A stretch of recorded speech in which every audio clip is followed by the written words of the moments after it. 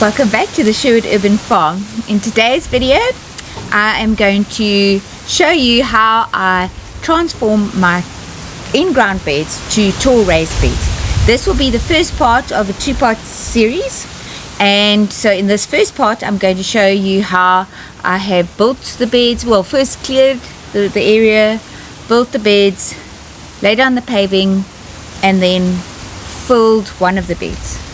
And then I am going to, in the second part, I'm going to build the last bed, and then I'm going to have received my order of bush soil, and then I'm going to fill those beds, and hopefully I'm going to be able to plant into the beds as well in the second part.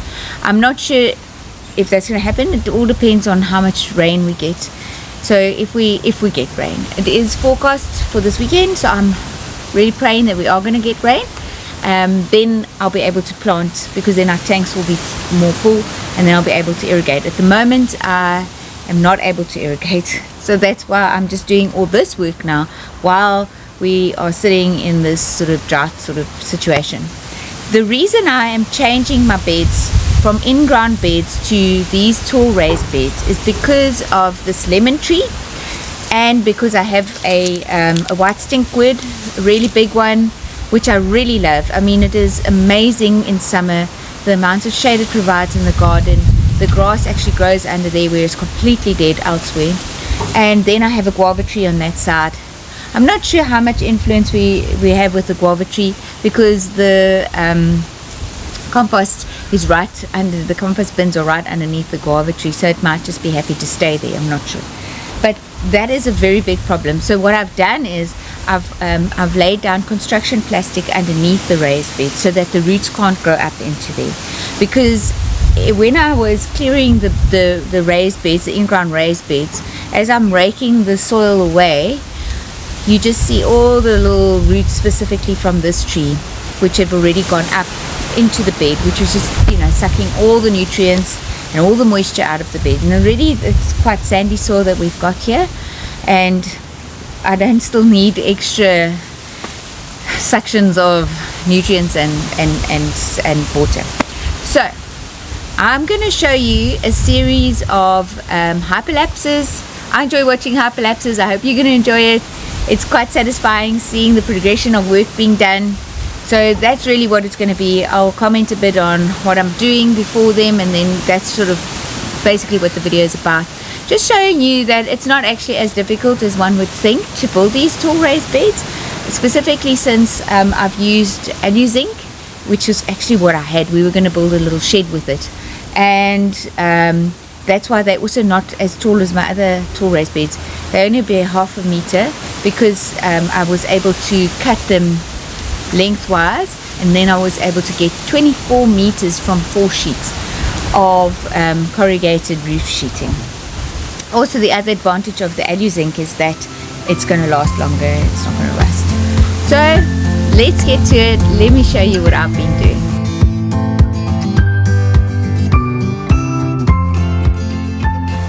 So the first thing that I did was I asked my son if he could cut corrugated roof sheeting. It was about 800 and let's say 890 millimeters wide, and then it's 3,000 millimeters long. So he cut them up into the lengths that I asked him to cut them. So I had asked him to cut for 2 L-shaped raised beds, and then a square raised bed. So the L-shaped beds are, the longest sides are 1.5 meters, and then they are 1/2 meter wide. And then the square one is going to be, it is 1.2 by 1.2, and then the rectangular one is 1 meter by 2 meters. Now I chose to use Brandering. It's always my wood of choice. It is treated, but it is, it's like I think it's 35 millimeters by 35 millimeters is the dimensions of the wood, and you get them in 3 meter lengths. But it's been such a game changer to be able to work with a square angle, where when I did my other tall raised beds, I used wood from the Jungle Gym, which was round poles, and it was much more challenging to screw the roof sheeting onto those poles, then this is like amazing. And then also with it being the Alu-Zinc, that is also so easy to screw right into.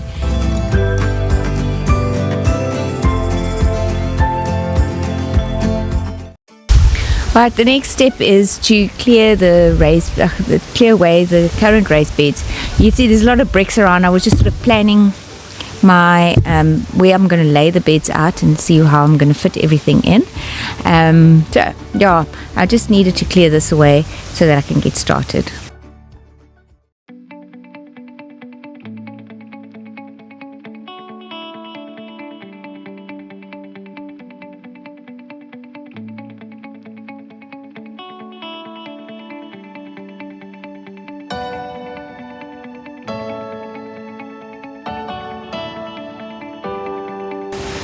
Now I'm ready to start building the first bed.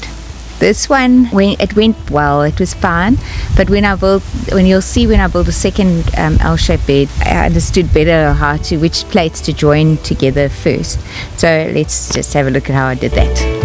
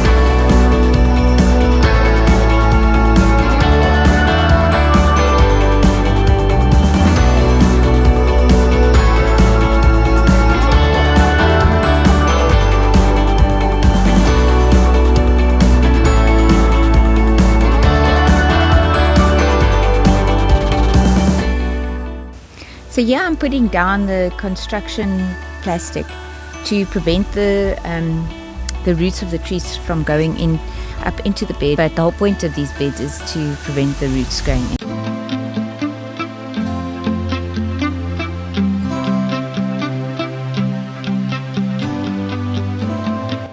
Right, so now I'm able to move to the other side of the garden and also just clear away those the raised beds, pull out all the plants. I mean, I don't know if you can see, they are so wilted and so sad. It is actually very sad because those were pepper dews, and it's the biggest pepper dews I've ever grown. But I just really can't water anymore because our tank's so empty. Anyway, so it's just time to start fresh, and we'll do it again. We'll get it right again. So here I'm just clearing away the beds, putting the sand in a heap, and then that sand I'll be able to fill at least one of the raised beds with the tall raised beds with that.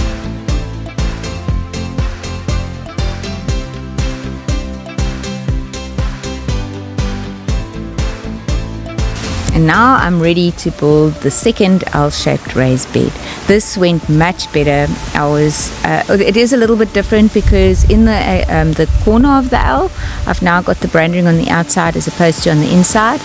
But that's fine. I'm not going to now go and change everything. I think it works better that way because then the angle is more 90 degrees than if it's on the inside. But it went so well and it was so easy to build.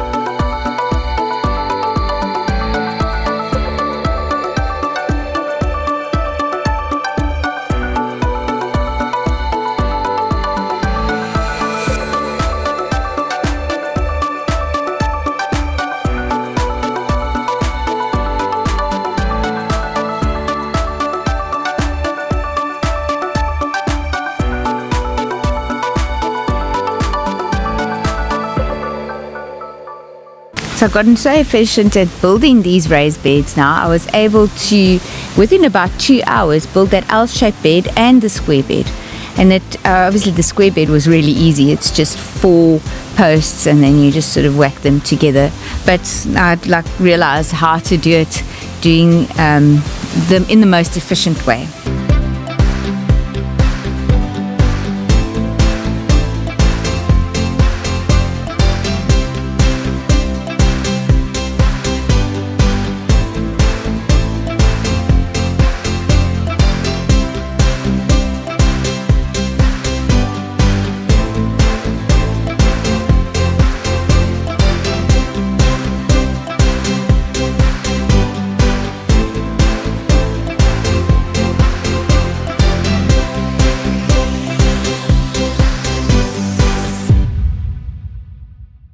Before I can carry on with the paving, I need to move the heap of soil. So I put that in the first L-shaped bed, and it looked like quite a bit of soil to me, but it didn't even fill the whole bed. I still have the other sort of side of the L that needs to be filled, but I'm going to buy in bush soil for that.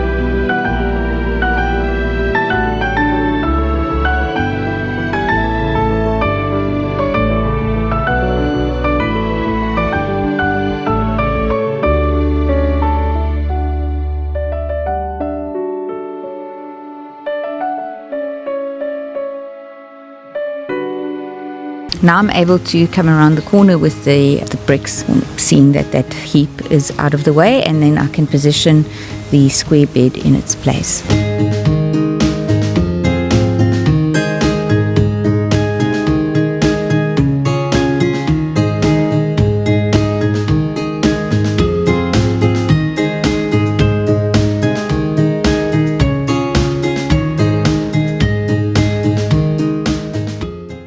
And then I just wanted to test to see if I had made enough space for me to be able to come around with the wheelbarrow.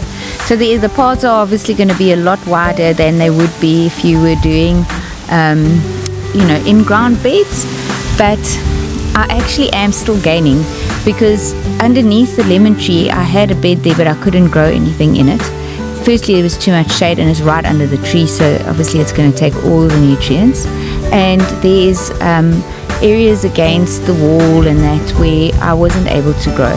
So now I will actually sort of be breaking even in a way with the area of beds that I have to grow in. Well, I hope you enjoyed that video, and look out for the second part of this series of transforming my in-ground beds into my tall raised beds. I'm very excited. I have had great success with my really tall raised beds over there. So please look out for that. If you enjoyed this video, then like and subscribe and share with your friends. And I hope you have a lovely day further. And I'll see you in the next video.